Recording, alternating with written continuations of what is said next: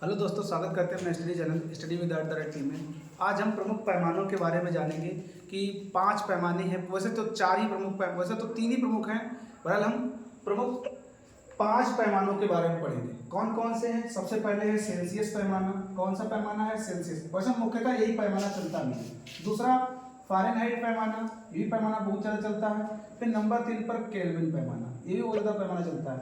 उसके बाद में र्यूमर और या रैंकिंग पैमाने से क्वेश्चन कम पूछे जाते हैं। ये पैमाने मुख्यतः नहीं चलते। कौन कौन से? सेल्सियस पैमाना, फ़ारेनहाइट पैमाना, केल्विन पैमाना, र्यूमर पैमाना और रैंकिंग पैमाना। ये 4-5 हमारे प्रमुख पैमाने हैं। तो हम आज पैमानों के बारे में सीखने वाले हैं। तो देखो पैमानों के बारे में क्या सीखते हैं। पहले हम सेल्सियस पैमाने की बात करें तो सेल्सियस पैमाने में पानी का जो गलनांक बिंदु होता है वो 0 डिग्री सेल्सियस होता है।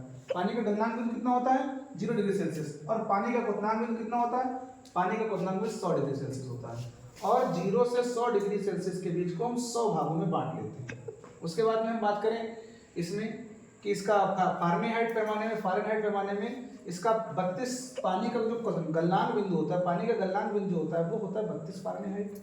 और पानी का क्वथनांक बिंदु होता है वो होता है 212 फ़ारेनहाइट। केल्विन पैमाने की बात करें तो केल्विन पैमाने में पानी का गलनांक जो होता है वो 273 केल्विन होता है और पानी का क्वथनांक जो होता है वो 373 केल्विन होता है।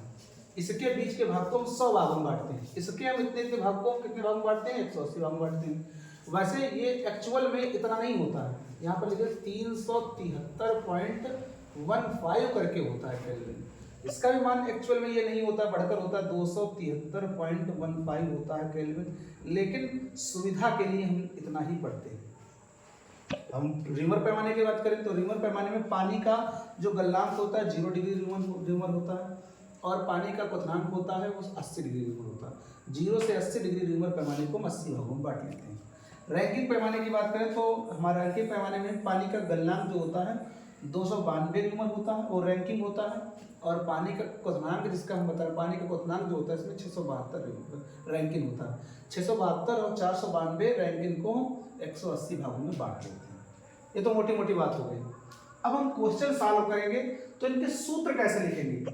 तो सूत्र ध्यान रखना है कि जो भी हमारा सूत्र बना हुआ है ये वाला लिखा है, इस पार्ट से डिग्री सेल्सियस से हम ये वाला पार्ट घटाएंगे, डिग्री सेल्सियस से हम ये वाला पार्ट घटाएंगे और इतने भाग होंगे उससे डिवाइड कर देंगे। जैसे हम इस पैमाने के लिखें तो इस पैमाने के लिए क्या हो जाएगा, ध्यान रखना, इस पैमाने के लिए क्या हो जाएगा, इसके लिए हम सेल्सियस के लिखें तो 0 डिग्री सेल्सियस में करें तो डिग्री सेल्सियस में सी बना दे रहे हैं, सी सेल्सियस पैमाने। ध्यान रखना, हम सेल्सियस पैमाने में सी लिख रहे हैं, फ़ारेनहाइट पैमाने में एफ लिख रहे हैं, केल्विन पैमाने में के लिखेंगे, र्यूमर पैमाने में आर लिखेंगे और रैंकिन पैमाने में सुविधा के लिए हम आर डैश लगा लेंगे जिसमें क्वेश्चन करने में आसानी हो।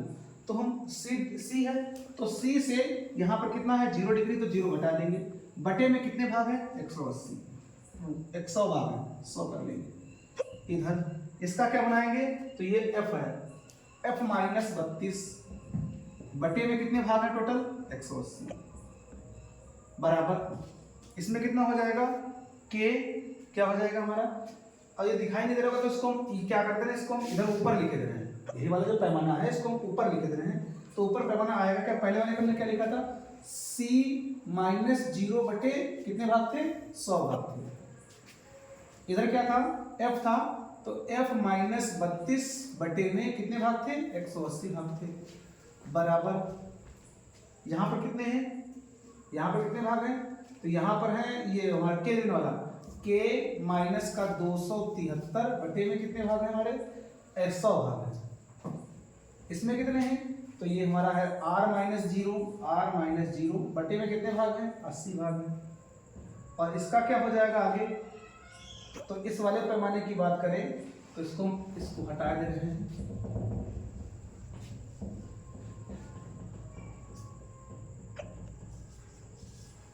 इसकी हम बात करें तो r माइनस 492 बटे में कितने भाग हैं 180 भाग हैं।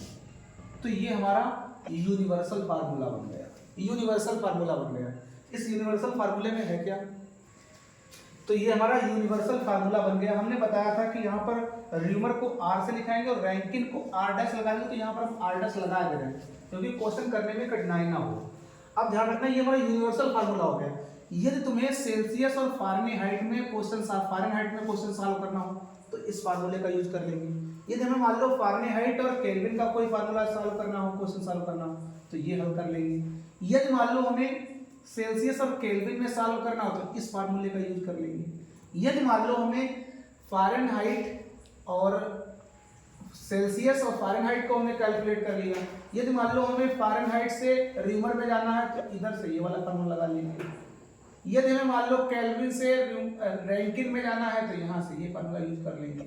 यदि हमें मान लो केल्विन से रीमर में जाना है तो हम यही फार्मूले को यूज कर लेंगे, इसी को यूज कर लेंगे, यही फार्मूले का यूज करना है। जैसे मान लो हमें केल्विन में फार्मूले मान दे रखा, कहा है कि केल्विन में क्वेश्चन से दे रखा हो, जैसे मान लो क्वेश्चन दे रखा है कि सेल्सियस पैमाने में कोई मान दे रखा है 70 डिग्री सेल्सियस, पैमाने में कोई मान दे रखा है, टेम्परेचर दे रखा है 70 डिग्री सेल्सियस दे रखा है, और कहते हैं कि इसका मान केल्विन पैमाने में ज्ञात करो कि केल्विन पैमाने में, इसको परम ताप बोलते हैं, केल्विन पैमाने में इसका मान क्या होगा। इस केल्विन पैमाने मतलब के में इसका मान क्या होगा, कैसे निकालेंगे, तो ये दोनों हमारे फार्मूले लिखे C-0/100 बराबर में K माइनस का 273/100। तो यहाँ देखना 100 से 100 कट गया, C से 0 घटाएंगे तो C बराबर में K माइनस का 273 बचा, इसलिए माइनस का इसको धर ले आओ तो C प्लस 273 बराबर में K। एक ये भी फार्मूला हमारा निकल के आ गया। केल्विन और सेल्सियस में बदलना हो तो सीधा फार्मूला हमारा बन गया कि सेल्सियस में जो मान दे रखा हो डिग्री सेल्सियस में, उसमें 273 जोड़ दो तो K बराबर में इसका मान C का मान कितना दे रखा है 70 प्लस 273 जोड़ेंगे तो होगा क्या, मान क्या हो जाएगा 3 3 7 7 14 के 4 बचा 1 343 केल्विन हमारा क्या हो जाएगा आंसर। तो ये केल्विन, सेल्सियस, फारेनहाइट पैमाने का कोई भी क्वेश्चन सॉल्व करना हो तो केवल तुम्हें ये यूनिवर्सल फार्मूला याद होना चाहिए। कैसे याद करोगे, तो याद रखना जो भी पैमाना, सेल्सियस पैमाना है, पानी का जो गलनांक होता है वो घटा दो और कितने भाग हैं 100 भाग हैं उससे भाग कर दो। फारेनहाइट में F घटा दो, पानी का गलनांक 32 कितने भाग हैं 180। के में ऐसे ही K माइनस 273/100 से भाग कर दिया, R वाले में R माइनस 0 से 80 से भाग कर दिया, R डैश वाले में 492/100 से भाग कर दिया। तो ये हमारा यूनिवर्सल फार्मूला है। इस एक को अटैच कर लेंगे कार्बन। यदि हमें सेल्सियस और फारेनहाइट में निकालना हो तो इस फार्मूले का यूज करेंगे, सेल्सियस और केल्विन में निकालना है तो इस फार्मूले का यूज करेंगे, यहाँ से यहाँ देख लेंगे।